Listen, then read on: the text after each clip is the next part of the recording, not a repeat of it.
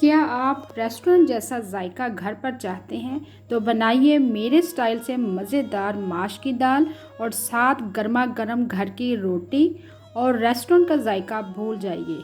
तो फिर रेसिपी बनाना शुरू करते हैं। आज माश की दाल बनाते हैं। जायके में बहुत ही लाजवाब होगी। एक मर्तबा अगर आप बना लेते हैं तो यकीन करें उंगलियां चाटने पे मजबूर हो जाएंगे।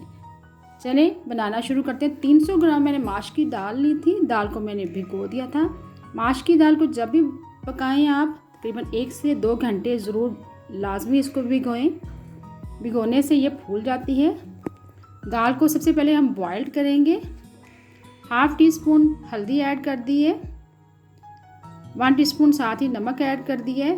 2 गिलास हम पानी ऐड करेंगे। अच्छे से मिक्स करेंगे। दाल में उबाल आ चुका हुआ है। अब लो फ्लेम पर आपने दाल को अच्छे से गलाना है। आप प्रेशर कुकर में भी दाल को गला सकते हैं, मतलब सॉफ्ट कर सकते हैं।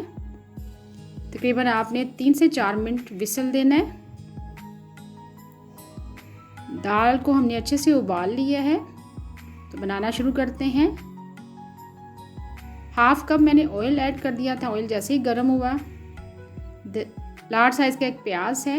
प्याज को हम थोड़ा सा पहले फ्राई करेंगे, फिर इसमें टमाटर ऐड करेंगे। लार्ज साइज़ का टमाटर है, स्मॉल पीसेस में मैंने कट कर लिया था। इसमें स्पाइसेस ऐड करेंगे। हाफ़ टी स्पून आपने चिली फ्लेक्स ऐड करना है, यानी दड़ा मिर्च, जिसको हम कुटी हुई लाल मिर्च भी कहते हैं। 1 टीस्पून आपने सुरख मिर्च पीसी हुई ऐड करनी है।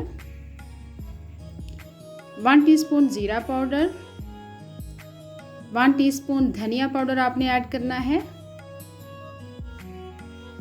और आखिर में हम हाफ़ टी स्पून नमक ऐड करेंगे। थोड़ा सा पानी ऐड कर देंगे, क्योंकि ऑलरेडी हमने जब दाल को बॉयल किया था तब भी हमने 1 टीस्पून नमक ऐड किया था।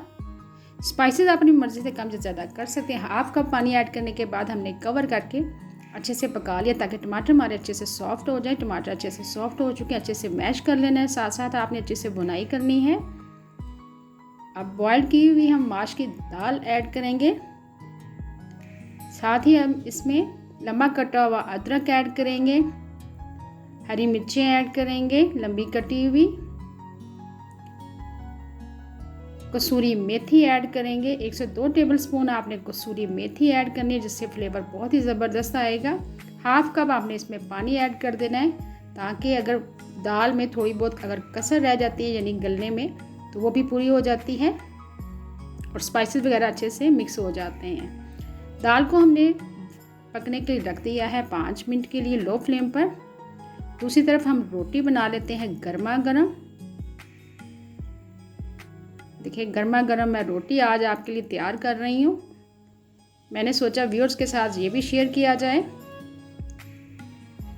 दाल को अच्छे से दम आ चुका हुआ है। हाफ़ टी स्पून गरम मसाला पिसा हुआ ऐड करेंगे आखिर में। चले बहुत ही मज़ेदार और फ्लेवर में लाजवाब होटल स्टाइल हमारी माश की दाल तैयार है। अभी मैं आपको डिश आउट करके दिखा रही हूँ।